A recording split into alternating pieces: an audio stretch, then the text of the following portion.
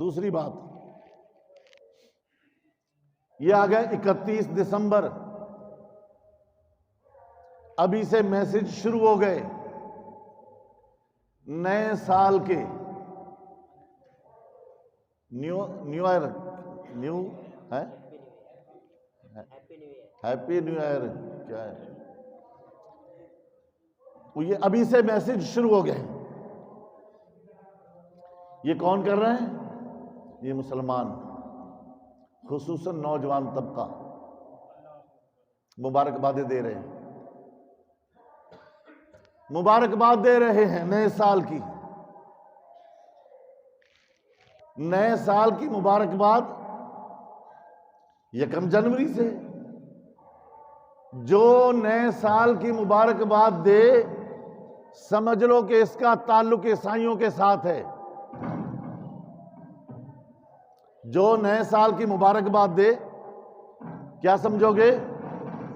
اس کا تعلق عیسائیوں کے ساتھ ہے۔ مسلمانوں کا نیا سال تو 1 محرم سے شروع ہوتا ہے۔ میں اور ہم مسلمان ہیں جی، ہے نا مسلمان، کلمہ پڑھتے ہیں نا، تو جس کا کلمہ پڑھتے ہیں اس پر یقین ہے، ہمیں انہی کے نقش قدم پر چلنا چاہیے نا، کیوں جی؟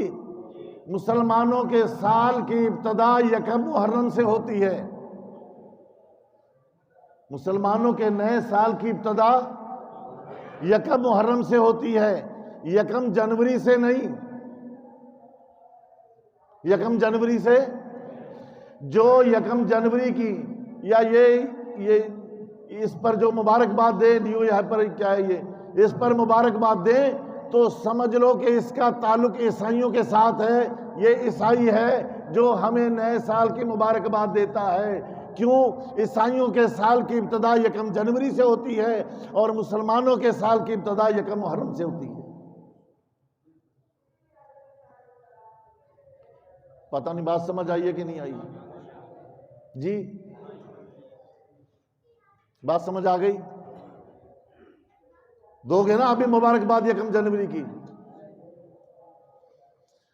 ہائے، یا تو مولوی یہ باتیں بتاتے نہیں ہیں یا قوم پوچھتی نہیں ہے۔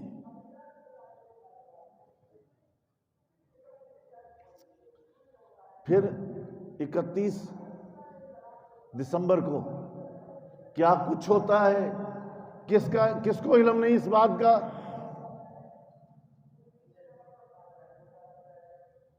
شراب خانے پر بکنگ جاری ہے ابھی سے،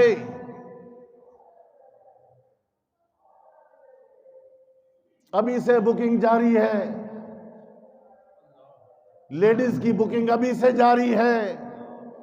لعنت ہو ایسے مسلمان پر،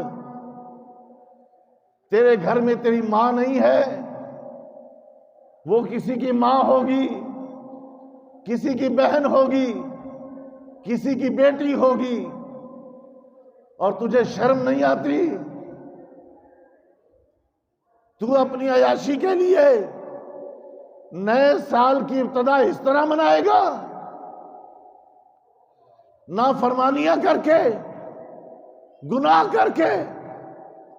پہلی بات تو ہم اس سال کو سال ہی نہیں مانتے، ہمارے سال کی ابتدا 1 محرم سے ہے، 1 جنوری سے نہیں۔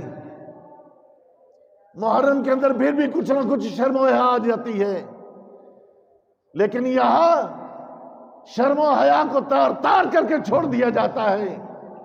ہر بڑے افسر کی ٹیبل پر شراب،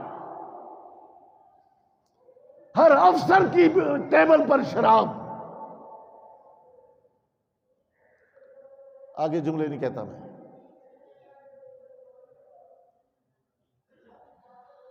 اللہ اکبر۔